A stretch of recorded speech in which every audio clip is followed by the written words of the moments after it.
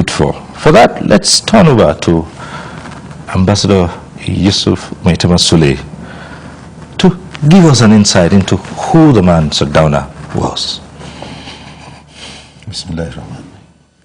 Yes, he was a leader, a true leader with all the qualities of leadership. A true leader who led by example. A leader whose leadership was accepted by all and sundry, irrespective of tribe or religion. A leader who led with the philosophy of a herdsman. The herdsman that sacrificed his life, his health, his comfort for his cattle. A leader, a political leader that came into politics to serve but not to be served, to give but not to take. A leader whose philosophy then, if used today, could solve all the problems of Nigeria, political, economic, and social.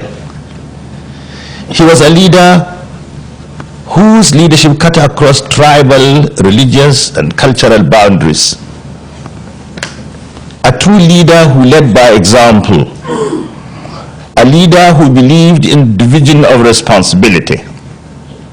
He believed that some people are destined to be rulers, some are destined to be workers, some are destined to be this or that, and each has to keep to his own sphere of responsibility. He used to tell us in those days, and that was what made him great, that you cannot do two things at the same time. Any of my ministers that wants to go into business should resign his appointment. I will encourage him. But you cannot do two things at the same time. You cannot be a minister and a businessman at the same time. That was Sardauna, a leader who studied the problems of his own people and worked to solve those problems. Yes, that was Sardauna.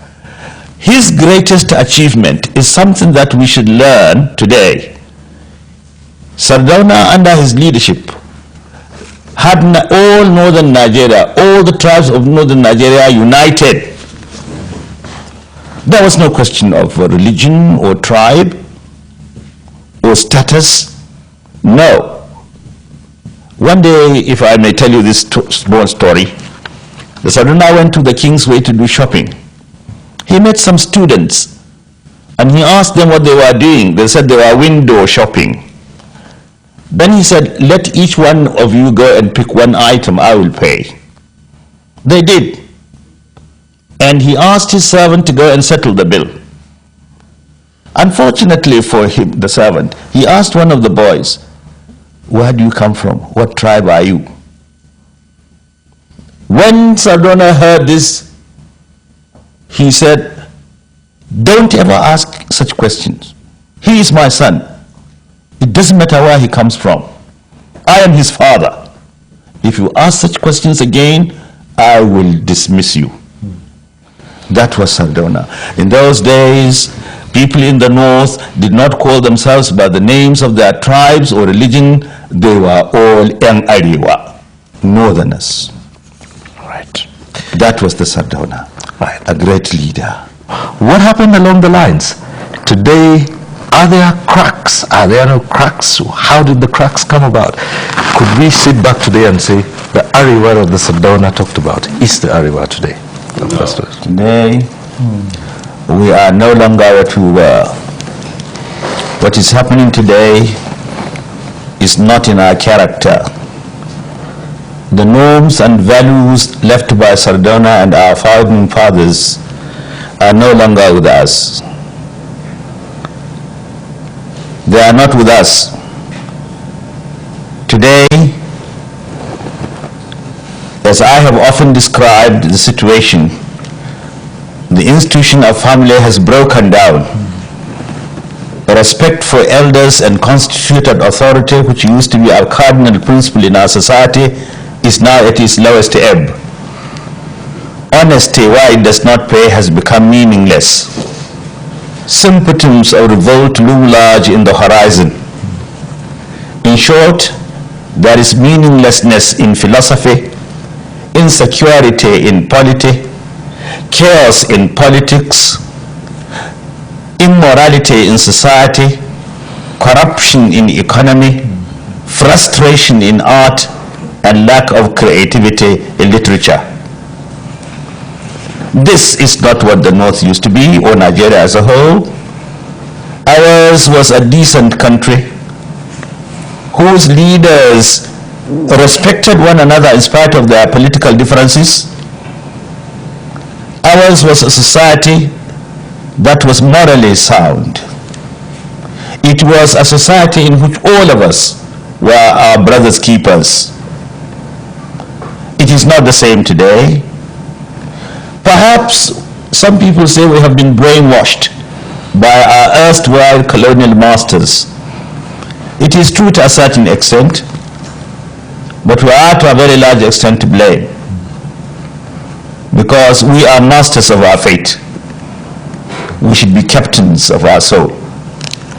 Today, as I have said, we are no longer ourselves. Our cultural values have been thrown overboard. If a people lose their culture, and Sardauna was a man of culture, and that was why he organized the annual cultural festival. It started from the North. Today we are trying to abandon our culture, and culture is the identity of the people. People often mistake culture as mere dancing and singing. It is much more than that. Culture is the customs and costumes, the characters and the characteristics, the manners and mannerisms, the philosophy and the ideology of our people. Culture is the totality of a people's experience. Culture is the way of life of the people. Sardauna in those days adhered to the culture of the people. We had an identity. We had respect for one another. Our society was morally sound.